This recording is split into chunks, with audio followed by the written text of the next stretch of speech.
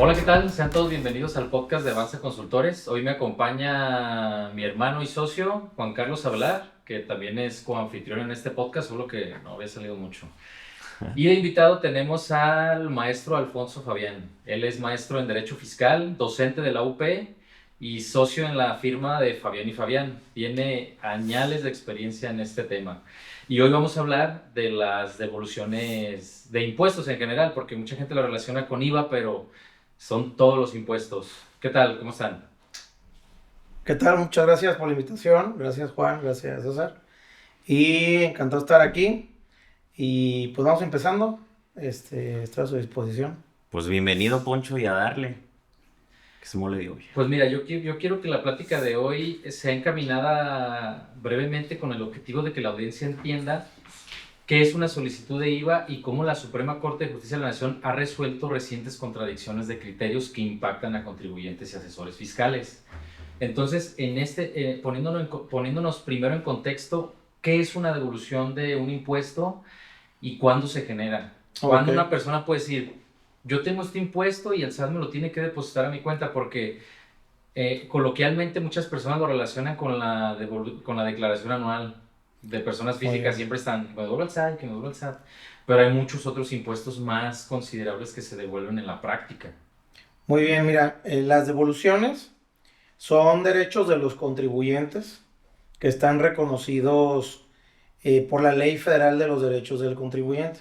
Realmente este es el origen que nos da pauta a nosotros como gobernados para solicitarle a la autoridad que nos regrese algo que nos debe, ¿sí? Una cantidad que nos debe o un recurso que nos debe. Y esto ya se viene materializado en el Código Fiscal de la Federación a través de los artículos 22, 22A, 22D de este cuerpo de leyes que les comento. Ya. Entonces, ¿cuándo un contribuyente puede solicitar devoluciones? Cuando se presentan dos tipos de casos. Uno es por saldos a favor y otro es por pago de lo indebido.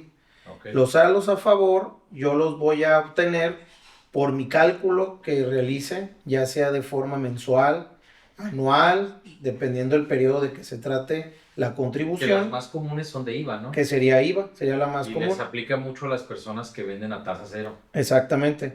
Todos los está cero, que es el sector primario, por ejemplo. Sí, Y los, comercio exterior. los que venden leche, por Exportaciones, ejemplo. exactamente.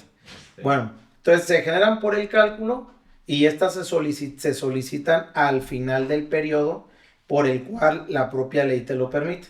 Por ejemplo, pues el IVA tú lo puedes solicitar de forma mensual o en ocasiones en la parte impuesto de la renta pues sería anual, dependiendo si de la declaración anual sale un saldo a favor, ¿sí? ya. En cambio, hay otro motivo o otro tipo de devoluciones que se generan, que se denominan pago de lo indebido. Que ahí está Y su nombrecito, ¿verdad? A lo mejor te equivocaste y mandaste el... pago de lo indebido vendría siendo cuando el Estado se está enriqueciendo de forma, pues, no diría ilícita, sino indebida, ¿sí? Que siempre. Y siempre. Pero aquí se podría dar, por ejemplo, cuando, por ejemplo, un contribuyente se le impuso una multa, el contribuyente opta por pagar la multa, pero luego se defiende y resulta que obtiene la nulidad a través de una sentencia de esa multa, entonces pues el contribuyente tendrá derecho a solicitar la devolución que haya pagado. ¿Y tú por qué crees que decidiría él pagarle en ese momento y no irse a la impugnación de la multa? Por decir, yo no considero todo estado que me tengas que multar, pero te pago.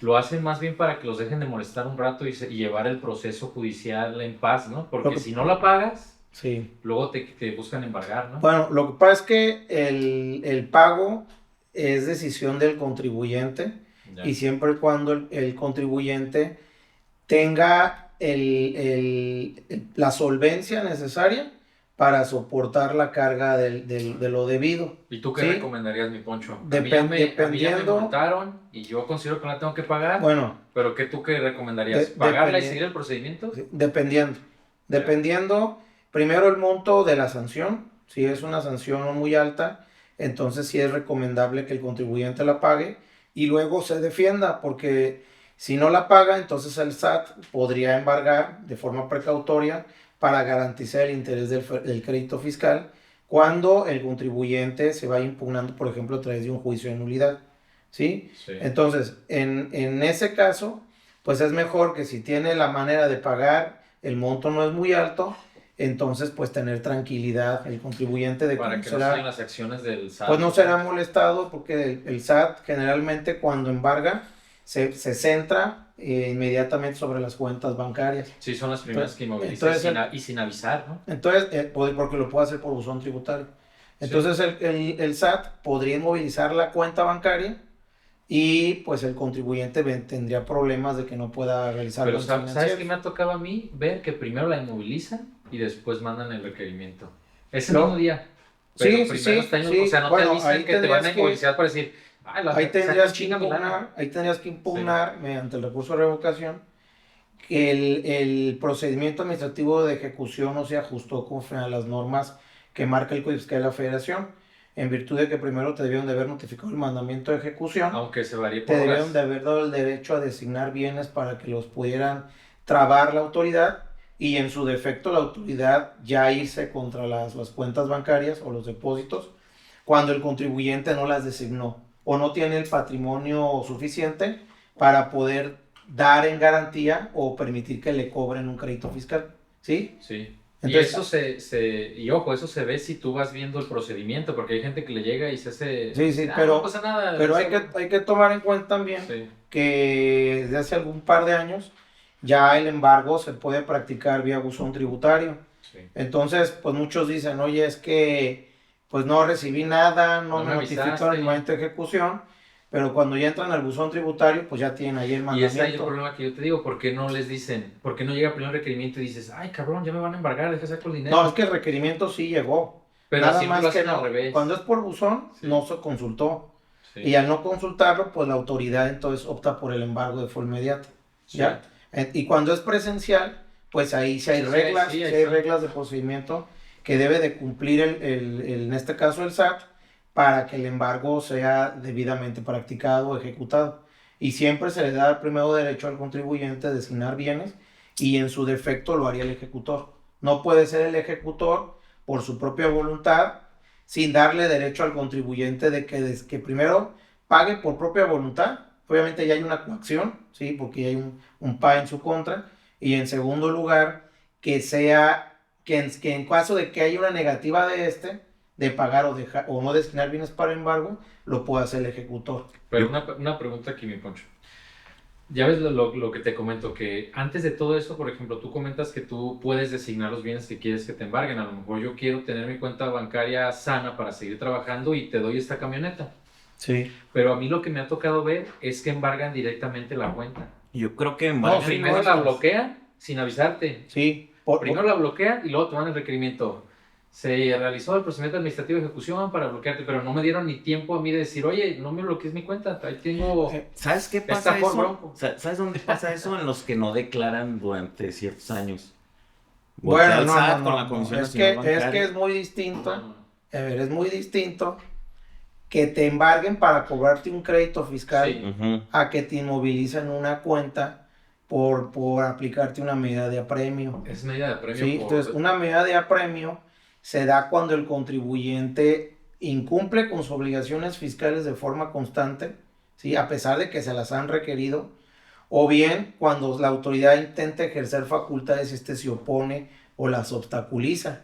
Entonces, el propio Código Fiscal de la Federación sí señala, dice, oye, primero multa para que te cumplan. Si no, si el contribuyente, a pesar de que lo multas y lo vuelves a requerir para el cumplimiento de una obligación, no lo hace, entonces ahora sí puedes llevar a cabo de forma, o sea, tiene que haber otra multa, se aplica un agravante porque es más alta la multa y posteriormente vendría la inmovilización de la cuenta bancaria.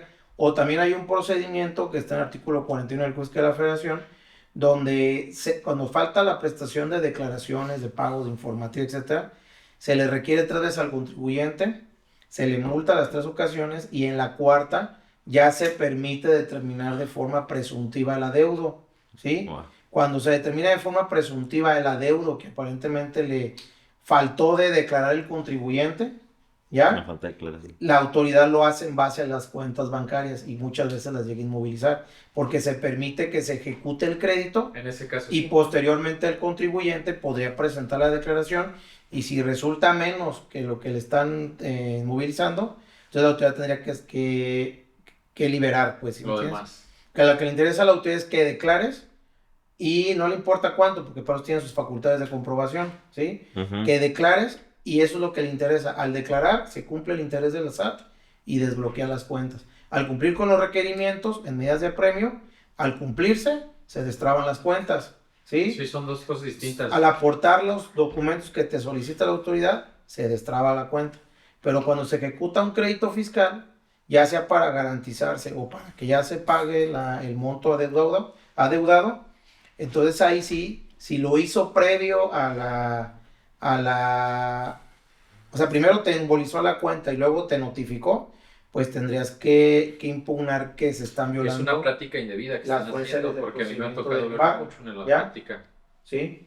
Bueno, eso es cuestión ya nos fuimos un poquito más Sí, allá de lo vamos que es el tema principal, Sí. pero pago el indebido se daría por esta situación. Sí. O sea, cuando pagas en exceso una cantidad que la autoridad no tendría derecho a recibir y por lo tanto la tiene que retornar al contribuyente. Ah, ok. Sí, de hecho estamos planteando este tema para el podcast del día de hoy por los criterios que han salido en el Poder Judicial y sobre todo de la jurisprudencia que emitieron hace poco, creo que se fue en el 2025, sí, fue que en agosto, cuando emitieron esa jurisprudencia, Sí, Sí, me gusta. la de que te dice... La solicitud de devolución de un saldo a favor cuando un contribuyente no combatió la resolución de la autoridad que le niega por cuestiones formales, no pueden volver a solicitarla. Entonces, ahí te pregunto a Poncho y a mi hermano, ¿cuál es la diferencia entre formal y fondo? Forma y fondo, ¿cuál es la Ok. diferencia? Porque ahí el Poder Judicial te está diciendo, cuando es por cuestiones de forma, tienes que irte a impugnarla. Y Ok. no está hablando ahí del fondo. Ok. Mira, Y ojo, yo quiero hacer ahorita entre paréntesis antes de que comiences, porque antes hey, las personas hacían la solicitud de devolución de impuestos y si se equivocaban a cualquier cosa, la volvían a mandar. ok, Así era como se hacía antes. sí, Y si te rechazaban una, decías, ah, sí, no importa, la vuelvo a mandar. ok. Y la volvían a mandar, y la volvían a mandar, y la volvían a mandar, hasta que subsanaban todas las irregularidades de forma. Bien. Fíjate, mi Poncho, que es lo que comentábamos antes del inicio del podcast, que para mi punto de vista en temas fiscales y tributarios, todos los actos administrativos configuran actos jurídicos indeterminados, porque te dicen, carecen de elementos formales, y no te dicen qué. En Materialidad. elementos formales sí. Era Pero lo que sí, platicamos hace rato. Sí, Sí, te sí, un dicen ejemplo. qué revestimiento formal tiene que pedir las solicitudes. Ok, Ahí sí. Sí. mira, bueno, Sí, uno de es que les voy a explicar primero qué pasa cuando la autoridad resuelve, ¿sí? Fíjense bien, les voy a decir el procedimiento de la devolución, ¿de acuerdo? Sí. Bueno, primero el contribuyente solicita la devolución, ¿ya? Cuando el contribuyente solicita las devoluciones, la autoridad pues va a recibir tanto la solicitud como los anexos que acreditan el derecho subjetivo a la devolución, que son las pruebas, ¿sí? Las pruebas ¿Por qué te las- debo? No voy a sí, decir, ¿por qué te debo? con las que el contribuyente acredita que efectivamente se tiene que pagar la devolución, ¿ok? Si el contribuyente no aportó lo suficiente o a criterio de la autoridad faltan documentos para acreditar si efectivamente ese derecho subjetivo sí se debe de declarar o no, es decir, si se le debe devolver al contribuyente, entonces la autoridad está facultada para girar o emitir requerimientos al contribuyente para que aclare o aporte mayores pruebas. Cuando este contribuyente, bueno, aporta las pruebas, siempre y cuando haya cumplido con la totalidad de lo requerido, entonces la autoridad, si tiene dudas o incógnitas sobre lo que le está exhibiendo o revelando el contribuyente al contestar el requerimiento, entonces emitiría un segundo requerimiento. Cuando el contribuyente ya aporta en la segunda fase de pruebas o aclara o hace manifestaciones, entonces la autoridad ya tendría la obligación de emitir la respuesta, si sí o no te devuelvo, ¿de acuerdo? ¿Cuáles son los sentidos de las Y ahí son respuestas? 40 días, ¿no? 45. Para responder son 40, o sea, 40 para resolver, hábiles y 10 o- para sí, depositar. hábiles, ¿verdad? Hábil, sí. O sea, 2 meses. te tienen Aproximadamente. la lana. Aproximadamente. Sí. Entonces, ¿cuáles son los sentidos para que te pueda resolver la autoridad? Pues una es, si lo pones con los dedos, una es que te da lugar, ¿no? O sea, que te da toda la devolución, está autorizada. Otra podría ser una devolución parcial, es decir, que te devuelve una parte y por la otra te la niega. Sí, Otra porque no podría está de acuerdo ser- con algunas deducciones. Otra podría ser que también parcial, que sí te devuelve y por otro lado te tiene por desistido. Otro podría ser que te tiene por desistido y otro tendría que ser que te tiene por negada. Entonces, ¿en qué casos el contribuyente estaría obligado siempre, o sea, todo el tiempo, a impugnar las devoluciones o los sentidos de las devoluciones? A raíz Fíjense. de esta jurisprudencia. Ahí les va. Primero, yo les dije varios sentidos, que hasta autorizada, Sí, varios. Sí. desistido, Varios resultados. negada y autorizada, Parcial. autorizada y desistida, o desistida y negada también podría darse, ¿sí? Sí. En todos los sentidos, inclusive autorizada se podría impugnar, ¿sí? Como por ejemplo cuando la autoridad te depositó el principal, pero por ejemplo no te dio la actualización. O por ejemplo te depositó el principal, la actualización, y no te dio los intereses. O sea, hay muchas maneras, ¿no?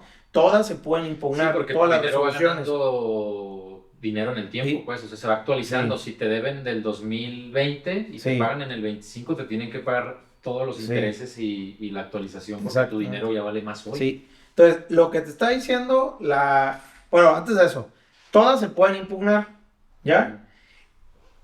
Sin embargo, cuando la autoridad en el sentido de la resolución señala que está negada, ese es impugnar sí o sí, porque cuando te niega, te está desconociendo el derecho ya subjetivo de la devolución. Sí, ya se está Es decir, pronunciando. y de diciéndote fondo, no. la autoridad ya se pronunció y por lo tanto, la única manera de variar el sentido de esa resolución sería a través de impugnarla mediante recurso de revocación o juicio de nulidad. ¿Sí? Y hay que Entonces, irse directo al juicio. antes de eso, entonces aquí lo que hay que ver, a ver, ¿qué es fondo, qué es forma? ¿Sí? Porque, a ver, si me niegas por fondo, pues yo estoy de acuerdo en que, por ejemplo, si mi devolución se generó porque los documentos fundatorios para yo poder acreditar mi devolución procede de facturas, de deducibles, por ejemplo, Sí, o por ello ellos consideran que una factura no es deducible. Sí. Y por lo tanto Entonces, no genera. no es deducible, te requiero para que me materialices la operación, te la materializo, ¿sí? Te vuelvo a requerir ahora para que me expliques la razón de negocios, te la explico, la autoridad dice, ¿sabes qué? Esto no me convence, no se acredita la materialidad, ni la razón de negocios, por lo tanto te niego, y eso es fondo, ¿sí? Entonces, cuando el contribuyente impugne vía juicio de nulidad, la defensa se va a centrar estrictamente en la valoración de pruebas. Si lo que tú aportaste como pruebas es suficiente o no, ¿sí? Es determinable o no, por ejemplo lo que dice Juan, ¿sí? Para acreditar la deducción o el acreditamiento que posteriormente me conlleve a la devolución, ¿sí? Sí. Y formal sería que, por ejemplo, me faltó aportarle un papel de trabajo, Sí. que no un cruce de IVA, ¿sí? O Sí. por ejemplo sería que me equivoqué en una cifra, en un número, ¿sí? Está erróneo alguna declaración. Sí, dislexia. por ¿Sí? ejemplo. Lo Y cambiaste ese por tipo de errores, pues son subsanables, ¿sí? No está entrando al fondo a la autoridad porque no le quedó claro desde un inicio. Se le estoy aportando información que le resulta confusa, pero que yo la puedo subsanar la irregularidad o la falta del requisito que la autoridad observa, y eso me podría dar pie a volverla a solicitar, ¿sí? Lo que te dice esta te dice es, bueno, cuando te digan que está desistida, aunque no te lo dice así textualmente la tesis, entonces tú sí la puedes volver a solicitar y subsanar el error, ¿sí? Sí, porque pero tiene que desde decir, la base del desistimiento sí, no es una negación. pero exactamente, no puedes impugnar algo que tendría está que desistido. decir la resolución, está desistido. Pero si la autoridad, a pesar de que es un error subsanable, ¿sí? Te la niega, sin haber entrado inclusive al fondo, Entonces, al decirte la niega la resolución, lo que te dice la TIS es, te tienes que ir al juicio. ¿Sí? Entonces, porque si no te vas a juicio, pasa el plazo de los 30 días para impugnar y se va a perder el derecho a la devolución. ¿Sí? Pero aquí sí hay que tener muy en claro qué dice la resolución que resuelve la devolución. Se dice desistido o negado. Cuando diga desistido, Eso es muy importante, la tesis no te está desconociendo el derecho a volverla a solicitar. Cuando diga negada, sí.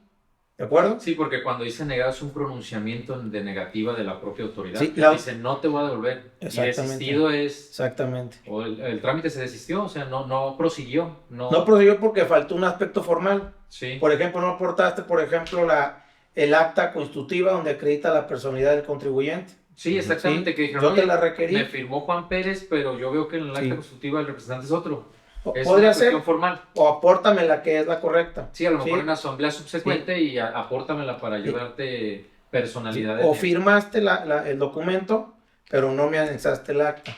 Entonces te la tengo por no presentado y te la desisto. ¿Sí? O bien incompleta. Ahí realmente no entro al fondo. Eso es subsanable, ¿sí me entiendes? Y el fondo, a mí me gustaría poner un ejemplo. El fondo es, por ejemplo, yo me dedico a vender leche y compro 100 playeras.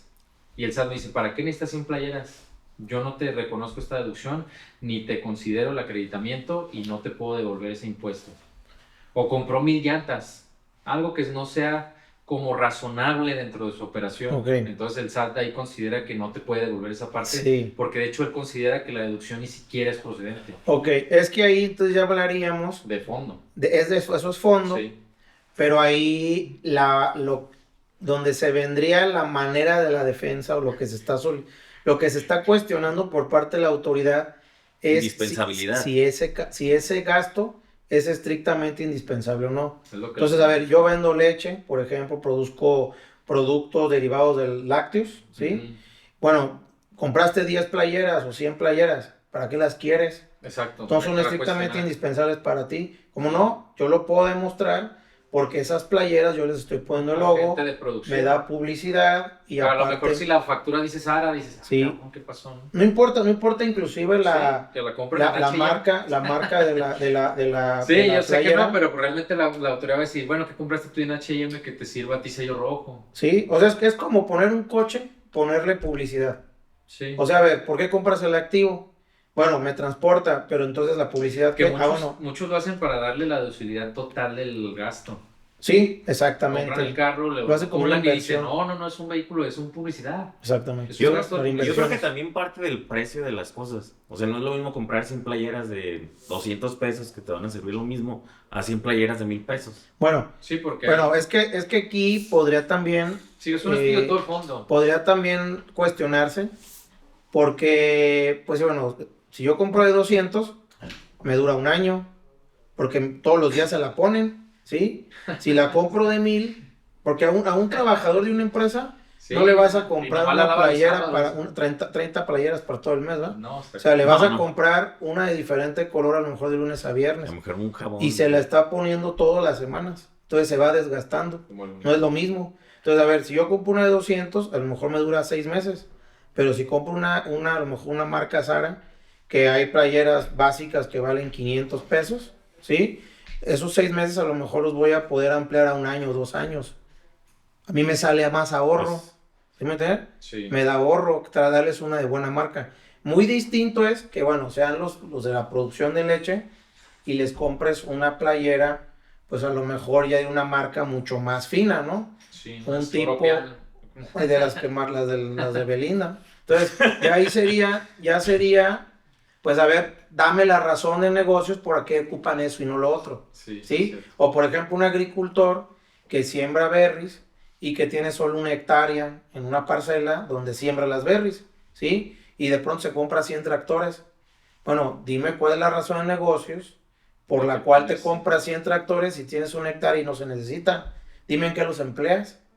Sí, entonces, eso ya es distinto. Ya vendrá el contribuyente cuando está. Es materia de pruebas. Y el que tendría que determinar es el Poder Judicial. Exactamente. Porque mucha gente se confunde. O el Tribunal Federal de Justicia Administrativa y el Poder Judicial. Sí. Ya los actos los hacen determinables. Porque mucha gente piensa que es el mismo SAT el que determina. Exactamente. Y quizás él se pronuncia, pero él no es un impartido de justicia. Ok, Sí. exactamente. Muy bien. Y bueno, ya entrando otra vez a la jurisprudencia que nos tiene haciendo este tema, ahí nos menciona, creo que fue la segunda sala, ¿no? La que emitió la Ajá, jurisprudencia. sí. Ahí nos menciona que si tú tienes un error de forma, ya no puedes volver a emitir otra solicitud de devolución. Tienes que ir a impugnarla a un tribunal. ¿Y esto qué pasa? O sea, te hace perder tiempo. A mi saber y entender, te hace perder tiempo porque si tú volvías a presentar la devolución, pues ya decías, bueno, ya van a correr los 40 días.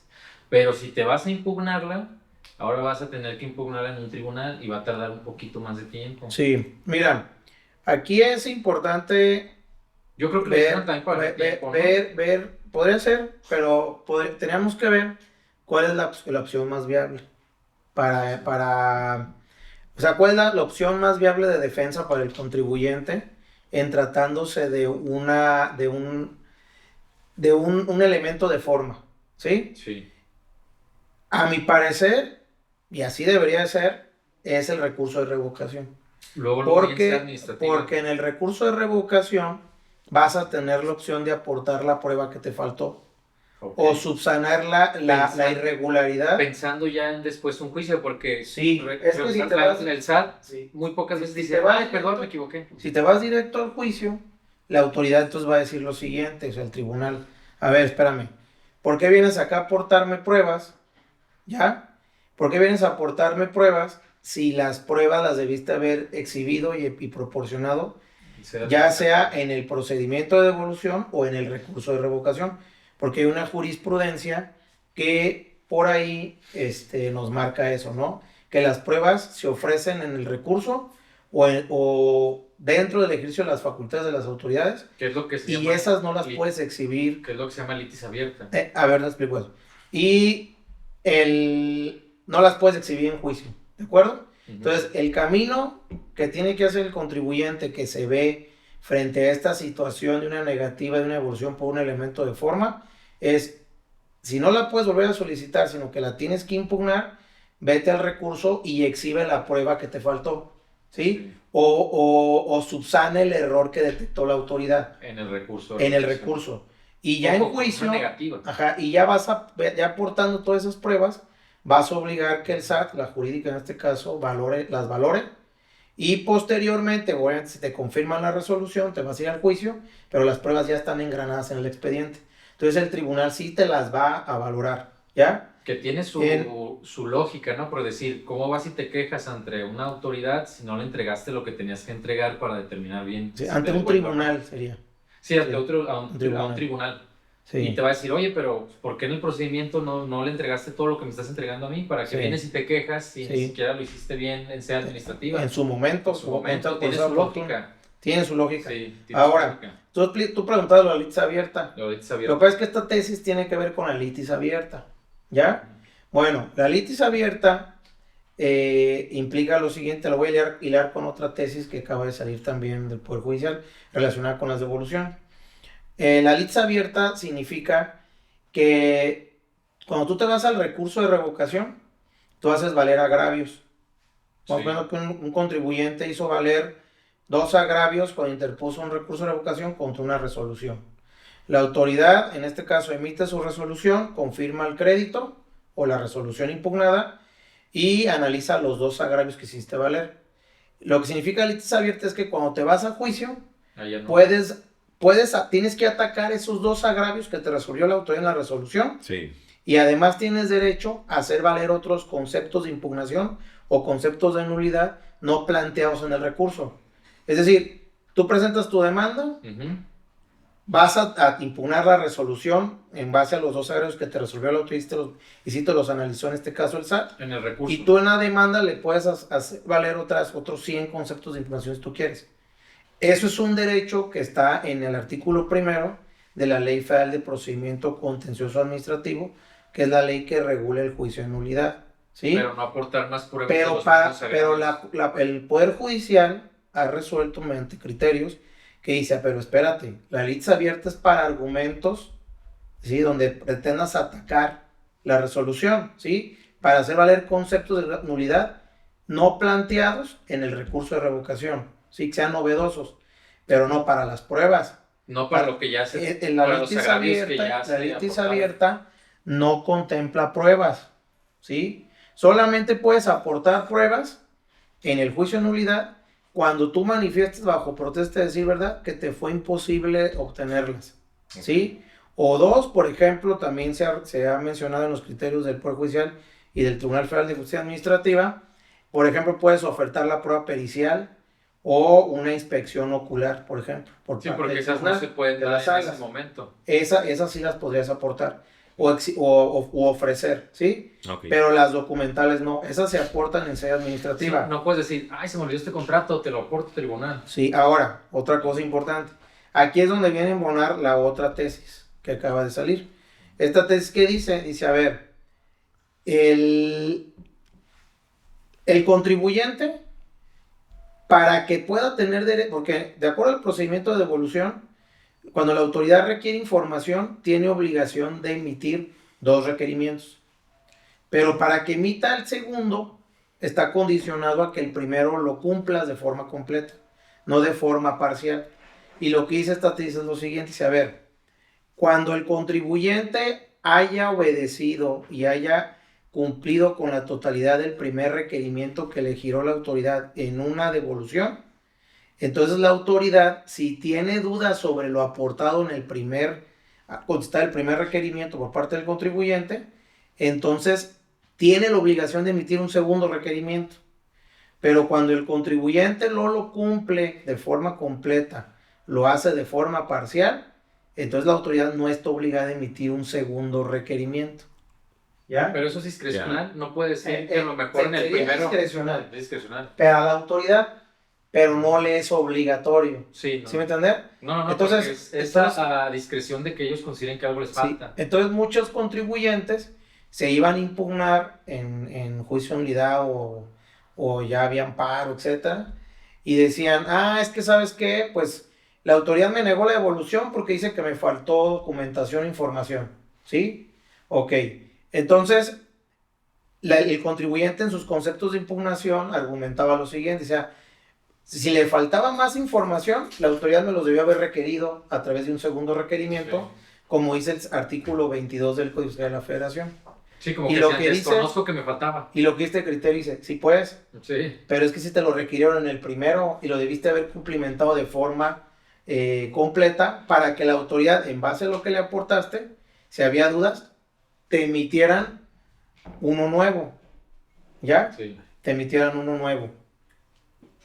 Ok. Sí, pues es que tiene sentido porque dices, ¿cómo no me completas el primero y luego vas y te quejas en un tribunal de que te negaron la devolución por no completar documentos que te pedí? Sí. O sea, no sí. tiene sentido realmente si te sí. pones a ver en una base más lógica. Ya, ahora, ¿no? También la autoridad obviamente está obligada a ser concreta, específica sobre lo que te solicita. No te puede emitir requerimientos genéricos. ¿Qué es lo que hacen, la verdad? O sea, un requerimiento genérico te lo voy a decir con un caso. Nosotros solicitamos una devolución de un monto pequeño de 50,000 pesos que se generaba por un impuesto acreditable relacionado con la adquisición de un vehículo mediante el arrendamiento financiero. Ya. ¿Sí? Entonces la autoridad al principio la niega y dice la autoridad, oye, es que te la niego porque no me acreditas que el pago se haya efectuado desde la cuenta bancaria del contribuyente que solicita la devolución. Que ¿sí? es un requisito de usualidad. Ajá, entonces el contribuyente en este caso dice, a ver, espérame, es que es un arrendamiento financiero. Quien lo pagó fue el tercero con el que yo adquirí el crédito, ¿ya? Okay. Y le exhibimos el contrato de arrendamiento financiero vía juicio de nulidad, ¿ya? Ok, presentamos periciales, se valoraron las periciales y al final se dicta la sentencia y el tribunal, en este caso la segunda sala del Tribunal Federal de Justicia Administrativa, la de Jalisco, dicta su sentencia y nulifica la resolución a la devolución y le dice al SAT, devuélvele porque con base a este contrato se acredita que sí había una obligación de arrendamiento financiero entre dos partes sí. Y por lo tanto se generó su derecho a la devolución por el saldo a favor. En este caso, la autoridad fiscal impugna la sentencia, La impugnó. ¿sí? La impugnó, se fue a ¿Eso pasa revisión, poquito? se fue a revisión fiscal, y cuando se va a revisión fiscal, le argumenta al tribunal colegiado de circuito y le dice, oye, a ver, espérame, es que yo le requerí el contrato en el primer requerimiento y nunca me lo presentó. Entonces, ese contrato ya no lo puede aportar vía juicio de nulidad, primero en base a que está imposibilitado porque no aplica la litis abierta en pruebas, de acuerdo a lo que vimos. Sí, ya lo que vimos hace hace 2 minutos. Y en segundo lugar, porque no cumplió de forma completa el requerimiento y le hago valer esta tesis del 2025. ¿Sí? Como no me lo cumplió, entonces yo no estaba obligado a emitirle un segundo requerimiento para que me lo aportara. ¿Ya? Entonces, bueno, nosotros presentamos la defensa y lo que decimos es, bueno, en primer lugar, pues no es litis abierta. No es litis abierta. Porque la litis abierta, de acuerdo a la tesis que habla de las pruebas, señala que solo opera la litis abierta cuando el contribuyente tuvo posibilidad de ofertar una prueba en concreto, ya sea dentro del ejercicio de las facultades de las autoridades, o bien cuando éste haya hecho valer el recurso de revocación. ¿Qué sí se hizo valer? No se hizo valer, sino nos fuimos de forma directa al juicio. Okay. Entonces, bueno, todavía no sabemos cuál va a ser el criterio que tome el colegiado en el amparo, porque nos fuimos a amparo otra vez. Digo, yo a mi saber entender, pues tiene razón el SAT en algún sentido, a menos que tú le digas que estabas imposibilitado de tener ese contrato. Ok, ahí va. En segundo lugar es, a ver, entonces, en primer lugar, eso es un criterio que lo analicé y puede pegar, ¿no? No sabemos si pega, porque hay una parte ahí en la tesis que dice que hayas tenido posibilidad de ofertar la prueba dentro de las facultades, que es la devolución, o en el recurso, y eso es disyuntiva, ya lo separa, ¿sí? ¿Qué es lo que tenemos que ver que interprete el tribunal? ¿Sí me entiendes? Pero entonces, yo aquí estoy diciendo, a ver, yo no obedecí, pero yo no presenté el contrato en la devolución, estoy de acuerdo, pero no agoté el recurso. Como no agoté el recurso, mi única vía de defensa fue el juicio de nulidad, y por lo tanto, pues mi única posibilidad de aportarte esa prueba fue en el juicio de nulidad. Y la jurisprudencia a mí no me obliga a que a fuerza deba agotar el recurso para ofertar esas pruebas. Tiene sentido también. Y a su vez, en el Código Fiscal de la Federación no me señala textualmente que para efectos de las pruebas se debe de agotar primero el recurso y luego el juicio. No, sino todo lo contrario, me da derecho, por medio de un principio que se llama optatividad, de yo elegir la vía por la que a mí más me conviene defenderme. Entonces yo me fui en juicio y por lo tanto pues era mi única posibilidad. Vamos a ver qué interpreta la sala. No, y si te vas más al fondo, vamos a ver pues existe el contrato, tiene fecha cierta, o sea, ¿por qué me lo niegas por una razón de forma? Otra cosa. Tiene que triunfar el fondo. Ahí está otra cosa. Y en cuanto a la parte del requerimiento, analicé el requerimiento, y en el requerimiento lo que yo considero fue lo siguiente, es, a ver, cuando tú me dices que me requeriste el contrato, me dijiste, te requiero los contratos del periodo respecto del cual solicitas la devolución, ¿sí? Y en otro punto me dice, te solicito los contratos, ¿ya? Y hace referencia de factoraje financiero. Sí. Y en otro me dice, te solicito sí, los contratos de estos contribuyentes, y me señala los RFCs. Bueno, pues en primer lugar, contratos es genérico, no me estás diciendo cuál. Segundo lugar, cuando me dices factoraje financiero, no es lo mismo que arrendamiento financiero, es distinto, son otro tipo de contratos te hicieron un requerimiento, yo no, ¿cómo se llama? Genérico en cuanto al primero de los contratos, y lo demás sí fuiste específica, porque me dijiste factoraje financiero, pues esta operación no es factoraje financiero, es arrendamiento financiero y es muy distinto. Y en segundo lugar, los RFC que relacionaste para que yo te aportara contratos no corresponde ninguno a la del arrendamiento financiero. Información que tú ya sabías, porque cuando yo te contesté el primer requerimiento, sí te hice de tu conocimiento de ese arrendamiento financiero y te dije qué empresa era. Entonces tú me debiste haber emitido un doble requerimiento o un segundo requerimiento donde me dijeras, apórtame entonces el contrato de esta arrendadora, para saber que llevaste esta operación y que tu devolución procede. Vamos a ver qué pasa. Sí, a ver Sí, qué pasa. vamos a ver También, qué pasa. no porque, sé, te quería preguntar porque es desde el otro día. importante que cuando revocó la resolución, bueno, la sentencia del colegiado, en base a la revisión que presentaron, la revisión fiscal, ¿sí? El colegiado sí le da discrecionalidad a la autoridad, en este caso la sala, a la que se le revocó la sentencia, de que decida a su discreción si sí o si no se constituye la litis abierta, o si sí o si no se debe de haber emitido un doble requerimiento. Ah, y te iba a preguntar desde el otro día, ¿tú cómo ves cómo están resolviendo los tribunales ahorita que son de Morena? Porque Bueno, yo veo que están resolviendo todo a favor de la hacienda pública. bueno, no nos tenemos nada que asustar porque la corte que acaba de terminar nunca nos dio nada a favor a los contribuyentes. Bueno, Los es más de lo derechos mismo, ¿no? los derechos que nos declaró a nuestro favor Sí, fueron muy pocos. sí, Sí, sinceramente no tenemos nada que sorprendernos los contribuyentes. ya. Y, Porque me sorprende que y si los hay jueces de hasta distrito, revisión fiscal, una de sí, 50,000 pesos. y los jueces de distrito y tribunales colegiados de circuito, cuando llevaron los amparos de revisión electrónica, la contabilidad electrónica, el buzón tributario, el YETU, el IDE, Puros palos. el incremento de los 6 puntos porcentuales en la frontera, etcétera, etcétera, realmente pues nunca nos dieron nada. Entonces no tenemos lo que asustarnos. Siempre es pelearte con el Tenemos Estado. una corte que va a actuar a semejanza De lo de la que- corte anterior, Ok. ¿sí?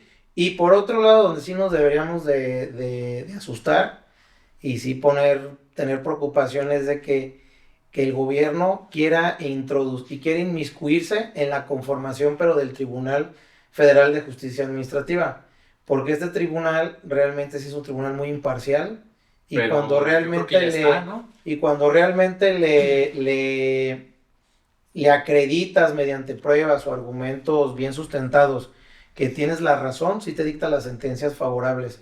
Pero ahorita es tribunal- gente de Morena también. ¿O todavía? Pues no, porque bueno, Todavía no. o sea, no sabemos quién ¿No? está adentro, pero el Tribunal Federal de Justicia Administrativa, recuerden que no pertenece al Poder Judicial Ujú. y hasta el momento no fue tocado, por lo menos mediante reforma, ¿sí? Entonces, el día que lo cambien y se designen por ejemplo, a los magistrados de la Sala Superior Ujú. o a los magistrados de las salas regionales o las especializadas del Tribunal Federal de Justicia Administrativa, ahí sí preocúpense porque entonces sí podría cambiar el paradigma del defensa. litigio fiscal y ahí sí podría haber a lo mejor ya una línea contra el contribuyente. Sí, Pero sí, hasta el las momento cosas no, así, yo ¿verdad? creo que hay que estar tranquilos Ujú. y al final vamos No, pero dándole invitar voto de a todos confianza. que se preparen más. Hay que darle voto de confianza a los nuevos magistrados y jueces y Sí, ministros. sí, sí. Sobre todo Siempre con la buena porque, fe. por lo menos yo, del conocimiento que tengo de jueces y magistrados que ganaron en Jalisco, es gente muy, muy buena. Honrada y Viene capacitada. gente muy capacitada y que inclusive ha sido pro contribuyente. ¿Sí? Va. Entonces hay que esperar. Bueno, Poncho, pues Va. ha sido una plática muy enriquecedora. Ahora sí me gustaría que dijeran algo como su cierre para los que nos están escuchando acerca del tema Bueno. de devoluciones. Yo creo que es un derecho del contribuyente siempre a defenderse. No deben de tener miedo a la defensa fiscal. Y el SAT no toma represalias en contra del que es el se miedo de defiende. todos, ¿verdad? Sí. Entonces hay que procurarlos, son nuestros derechos, hay que ejercerlos y hay que presionar pues mediante lo que tenemos nosotros, que son las herramientas de defensa.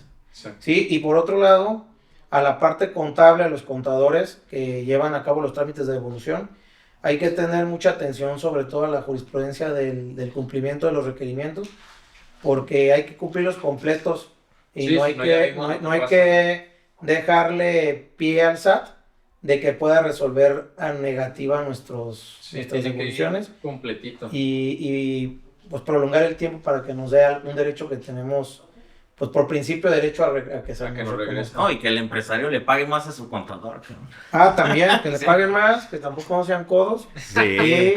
y les Pobres paguen por contadores, consultar los cabrón. buzones tributarios porque eso no es chamba del contador realmente. No, Sí. tendría que ser el Hay que contribuyente. incrementar los honorarios. Algo que Los quieras. contadores que tanto los queremos. ¿eh?